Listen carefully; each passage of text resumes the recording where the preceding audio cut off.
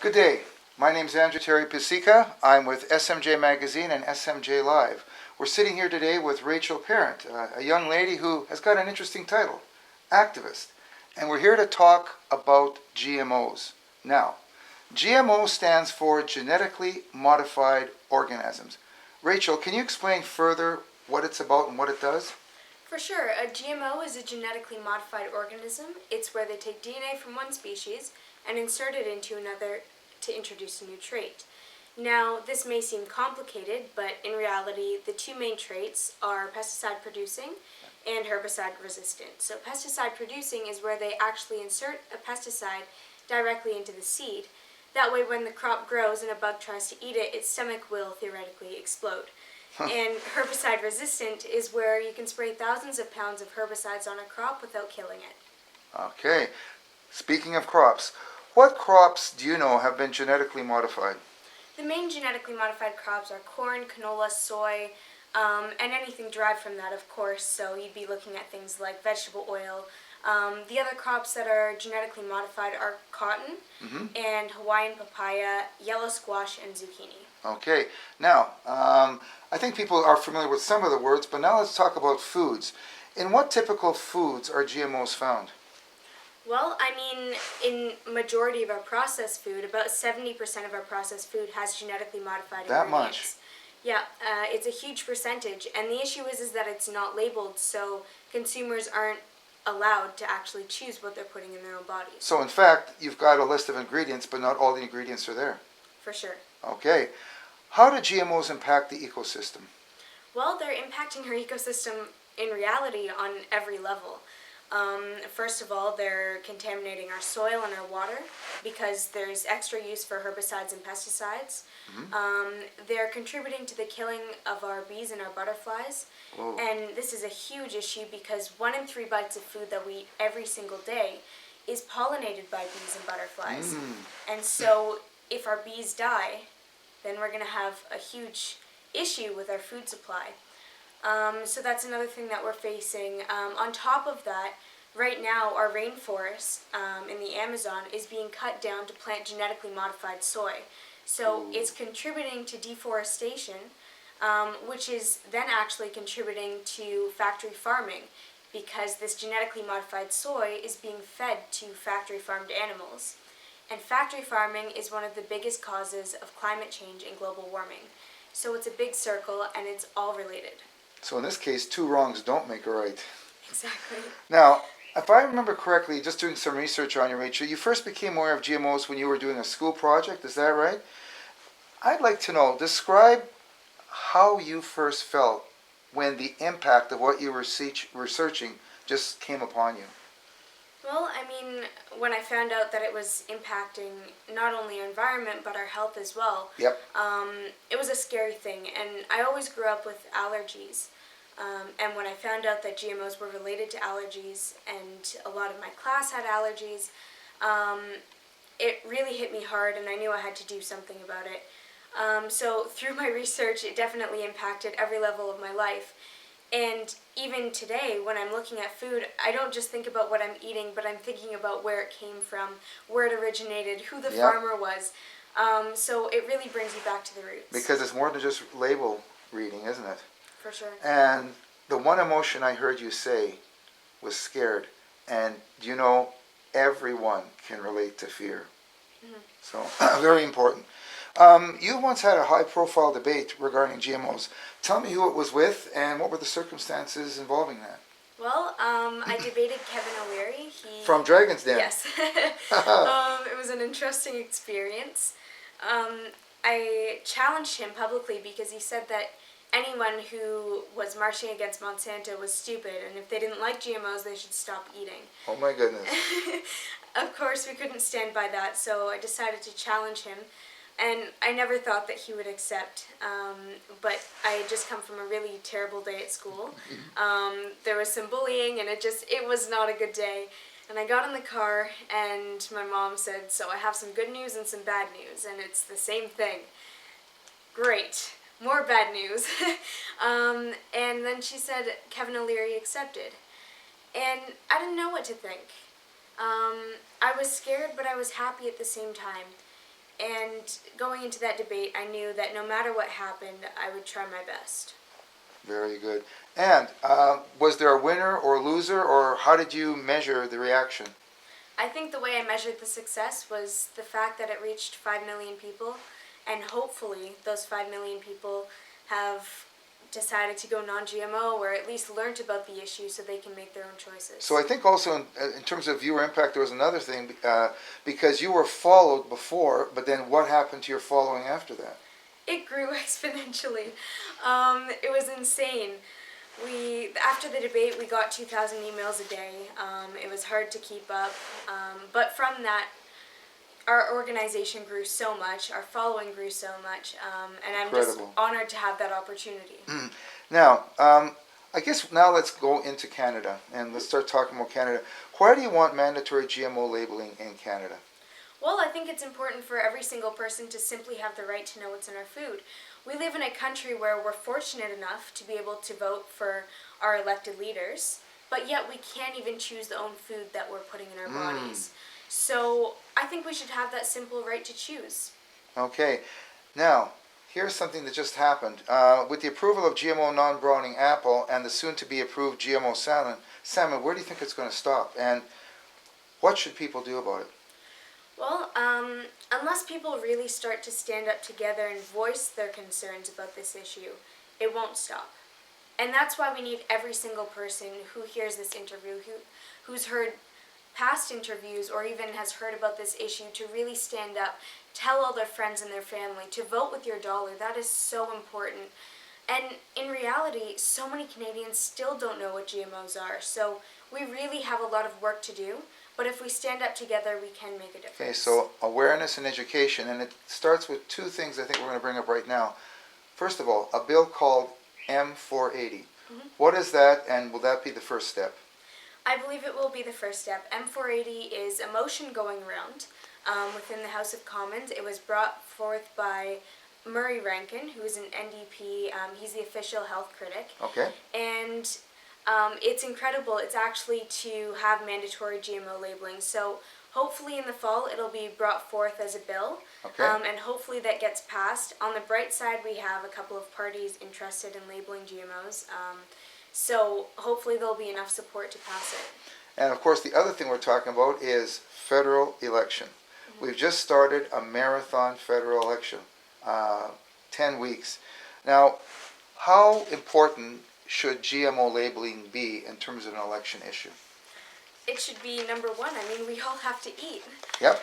We eat every single day, so I think it should be definitely an election issue and one of the top election issues, because after all, we live in a democracy. We should have the simple transparency and the right to know what's in our food. What are you going to do to bring that about? What are you impacting to make it happen? Well, we started actually a campaign within our organization. Okay. And what we're trying to do is create awareness about the parties who are wanting to label GMOs, also educating the rest of Canada and our youth especially about the real issue and why it should be an election issue.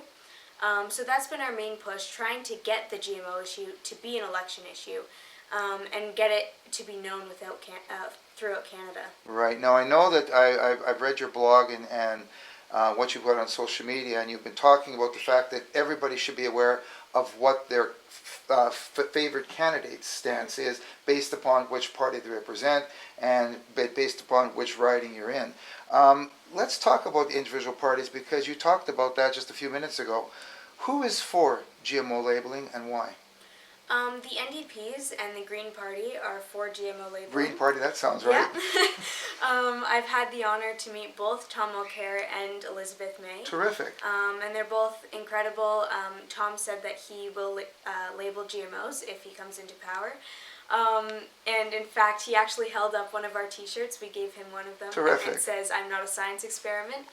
So that was great. And the Liberals have made it somewhat unclear. Okay. But the Conservatives are against. That's the next thing. Yeah. Who's against GMO labeling? And you said the Conservatives. Why? What have they said? Why do they think they're against it? Well, there's definitely a lot of corporate interest within our government right now. Okay. And unfortunately, it seems as though they're putting corporate greed ahead of our needs. Has there been a statement from the health minister about that? Well, I met with our health minister here in Canada, Rona Yeah. Ambrose. Yeah, I noted you met her, yeah. Yeah, and that was an incredible experience, but during the meeting she said that it wasn't her mandate to label GMOs. So, of course, after that I was confused, and I asked whose mandate is it? And she said, well, it's probably the Health Canada officials, so I'll set up a meeting for you with them. And so I met with them, and they said also that it wasn't their mandate. So at this point, I'm very confused. And they probably passed the buck right back to the government. Yeah, they said it was actually probably the CFIA, which is the Canadian Food Inspection Agency. Which really means the people of Canada, which brings it right back to an election issue. You mentioned the Liberals. It sounds like they're on the fence. Mm-hmm. They're not for, and they're not against. So, well, why do they feel that way? Like, have you talked to Justin Trudeau? Have you asked them why they're on the fence? I went to a Liberal candidate meeting. Okay. And I really encourage every single person to do this. Okay. It's a lot of fun. You go to the meeting and you ask the question. And he was there? He was there. Okay. He was speaking to a large audience. And I stood up and I asked the question, will you label GMOs and support our right to know? And his answer he kind of skirted around the answer in reality. I mean, politicians. Uh-huh. But he said that he definitely supports the Canadian right to know, but they would have to look into the issue further. And you can actually watch that video on our YouTube account. Now, I know Liberals are the last one to sort of bring up a campaign, so maybe that's forthcoming. They may be mulling it over. We'll see. So I guess you really weren't satisfied with his response, but hopefully there's time. It's a long election campaign, and you can bring it to bear. For sure. In summary, I guess what can we as members of the Canadian electorate do to help you and others like you? Well, I mean, one thing that would be amazing is for people to get more involved with our organization or other organizations that are also advocating for similar things. The other thing is to vote with your dollar, get out there, tell everyone you know, hold events, raise money for these organizations. I think creating awareness and getting out there and taking action is so important. I Exactly. mean, there's a lot of people that come to the March Against Monsanto every year, about 4,000 people.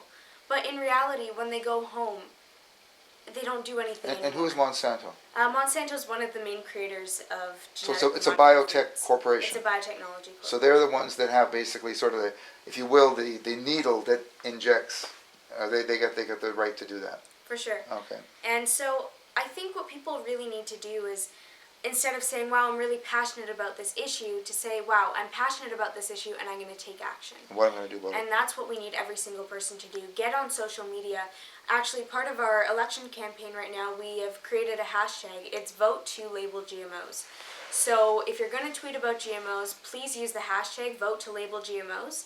And that way we can get the word out as fast as quickly and to as many people as possible.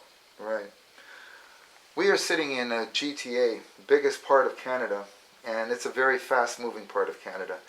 But sometimes we don't realize how fast things move when a young lady like yourself gets involved in something like this. I'm interested to know how this whole issue and your work as an activist has impacted your life. It's impacted my life so much. If you would have told me a few years ago that I'd be doing what I'm doing, I would have laughed. I am not even kidding. My life has drastically changed, and I've given up a lot to do what I do. Do you ever go back to the teacher that gave you that assignment that started this whole thing? I haven't been able to get in touch with her, but I think about it often. Uh-huh. And going back to that first moment, it's insane to think that of all the topics I could have chosen, I chose food safety. But the reason is because we all have to eat, and we obviously all deserve this right to simply choose what we're putting in our bodies. So it's definitely insane to think about it. Now that's the really sort of positiveness of what you've done. Obviously there's another side, there's a yin and a yang. Do you ever feel overwhelmed when you've got corporations, maybe government red tape, people you don't even know who don't like you because of what you're standing for, fighting you? How does that make you feel? And other people just vote with their silence? Honestly, of course it's easy to get overwhelmed, but I don't let it get to me anymore. I just keep pushing and doing what I do because I know that if you're doing what's right, it doesn't matter what other people think. Good. And that's kind of the way I've approached it. If people are going to fight against me, maybe they just need to re-educate themselves or relearn about what the true issue really is and how it's really affecting our future. And of course there's always going to be people against me, and of course there's always going to be trolls on Twitter or negative comments on my YouTube videos. But looking past that, in reality, do those comments really matter? Because if I were to get hung up with every little thing that is negative, then I wouldn't be where I am today. Excellent. So keep pushing forward, and I know that by doing what I'm doing, I'm just trying to keep nature unmodified. There you go. And it's a perfect way to end because I got one more question, and here it is. What do you think is the end game regarding GMOs? Where do you want all of this to lead? I really want this to lead to a more educated Canada, to unmodified nature, to a better future for all us youth, because we deserve this. I mean, the reason I'm doing this is because not only the youth of today deserve it, but we deserve this for the future generations to come. So that's really my hope, that everyone starts to wake up, to realize, as I always say, to wake up, to rise up, to stand up. Because that's what we really need people to do. Start taking action, even in a small way, voting with your dollar, making differences from home or publicly. That's what's really important. Rachel, it's been a pleasure.